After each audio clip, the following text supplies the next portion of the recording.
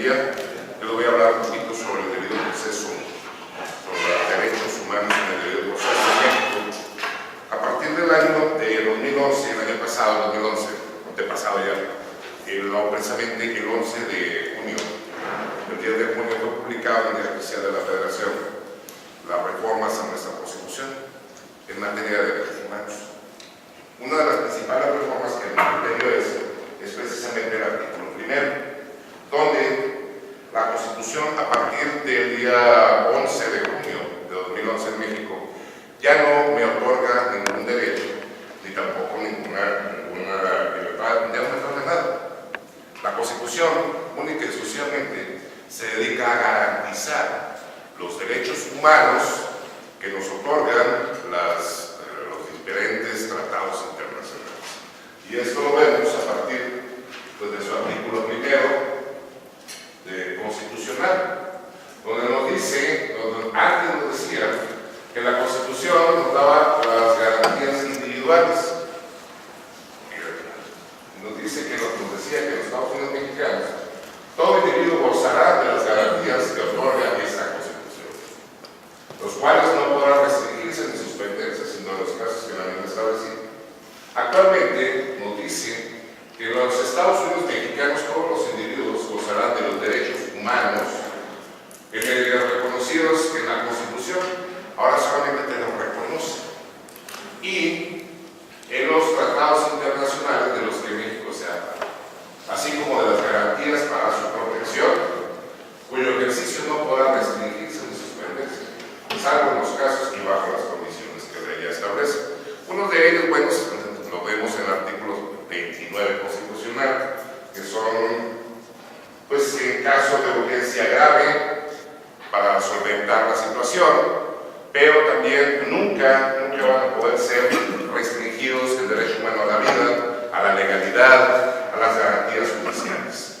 Entonces, también tenemos el segundo párrafo de este artículo primero, que las normas relativas a los derechos humanos se interpretarán como de conformidad con la Constitución, los tratados internacionales, siempre de manera más proteccionista, lo que entendemos el derecho, el principio pro homine o bien pro persona.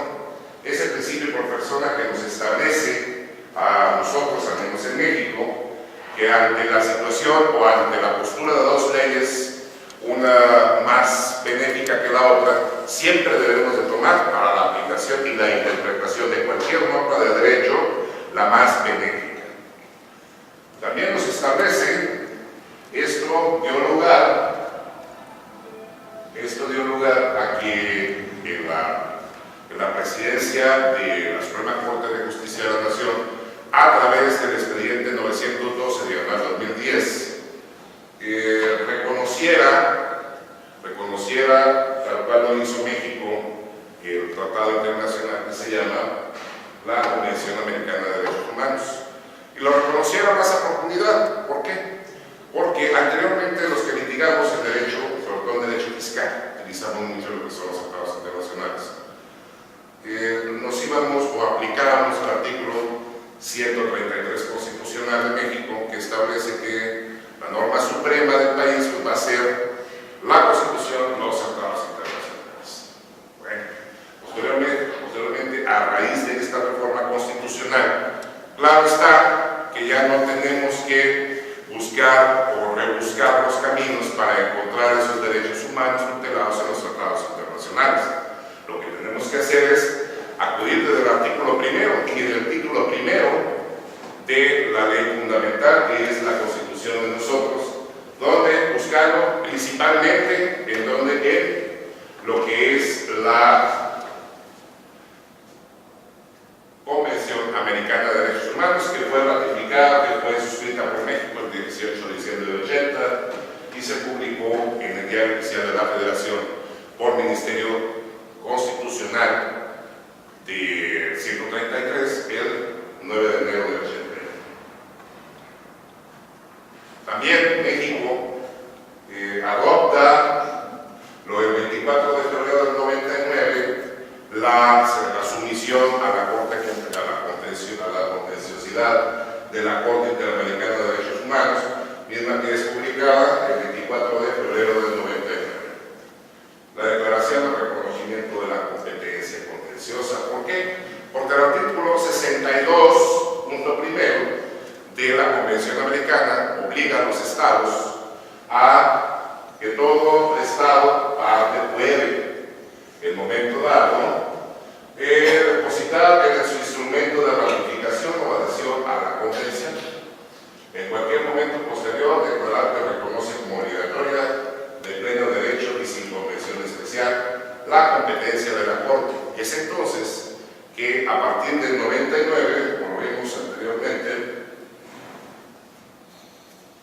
todas las autoridades, incluyendo la judicial, la administrativa, la legislativa, tienen obligación de obedecer la jurisprudencia de la Corte Interamericana de Derechos Humanos.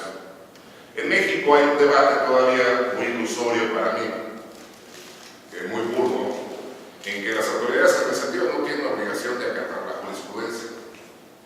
Si bien es cierto, la segunda sala de nuestra Suprema Corte de Justicia de la Nación ha establecido que efectivamente no tienen la obligación de acatar la jurisprudencia de la Suprema Corte, pero también es cierto, mis queridos amigos, sobre todo los que seamos mexicanos, no lo tienen, probablemente no lo tendrá, porque el artículo 192, 193 de nuestra ley de amparo no la obliga, pero si la obliga a obedecer la jurisprudencia de la Corte Interamericana de Derechos Humanos. ¿Por qué? Precisamente por esta adhesión que hizo la declaración de reconocimiento de la competencia de la Corte Interamericana de Derechos Humanos. La interpretación de la convención, claro está, nos dice 62.3, que va a ser precisamente ¿por qué? Por la Corte Interamericana. Todo esto, mis queridos amigos, se deriva, o lo estoy derivando, para llegar a cómo el proceso en México debe de contener y respetar la jurisprudencia de la Corte Interamericana de Derechos Humanos. Los jueces en el procedimiento, en el proceso, ¿qué deben de tomar en cuenta? Tres aspectos para poder sentenciar, para que ahora sí exista el cumplimiento debido, en manera de ver las cosas, cumplimiento debido de la fundamentación y la motivación. Primero, verificar si en realidad a la hora de sentenciar la ley cumple o no con el principio de convencionalidad. ¿Qué es esto? Que la ley se apegue a la Convención Americana de Derechos Humanos y asimismo a su interpretación. Si se apega, entonces va a respetar la constitucionalidad. Si no se apega, a excepción del Poder Judicial de la Federación, va a poder declarar la nulidad o la inaplicabilidad de la ley. No puede el juez convencional decretar la inconstitucionalidad. Lo que sí puede hacer es decretar la inaplicabilidad. Poder Judicial de la Federación, que se compone de juzgados, distritos, colegiados, unitarios y las salas y el pleno de la Corte, son los únicos que pueden hacer el control de la constitucionalidad, en la cual ahí sí se va a poder aplicar lo que es la inconstitucionalidad de la norma por inconveniencia